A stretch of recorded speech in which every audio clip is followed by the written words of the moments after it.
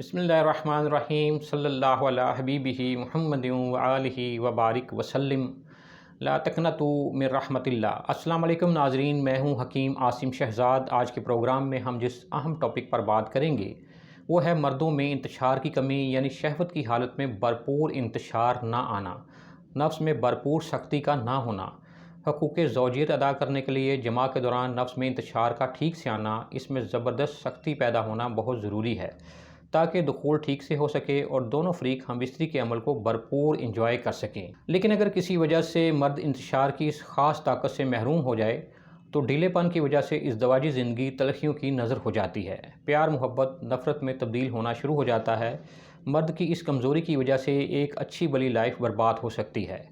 ناظرین، ابھی میں آپ کو ایک ایسا زبردست نسخہ بتا رہا ہوں جس کے استعمال سے مردوں کی یہ بیماری جڑ سے ختم ہو جاتی ہے، بھرپور انتشار اور سختی پیدا ہوتی ہے، ایک کمزور مرد پھر سے جماع پر مکمل قادر ہو جاتا ہے، مردانہ اعضاء نشوونما پا کر طاقتور ہو جاتے ہیں، سختی اور وقت خاص کا دورانیہ قابل رشک ہو جاتا ہے۔ ناظرین، نسخہ نوٹ فرما لیں۔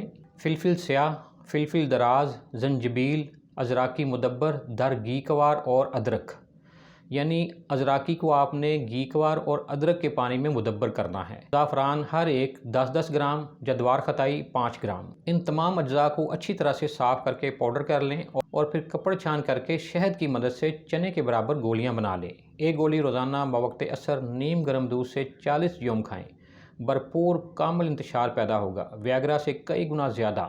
بوقت ضرورت 2 گولیاں کھائیں، کھانا کم اور سادہ کھائیں۔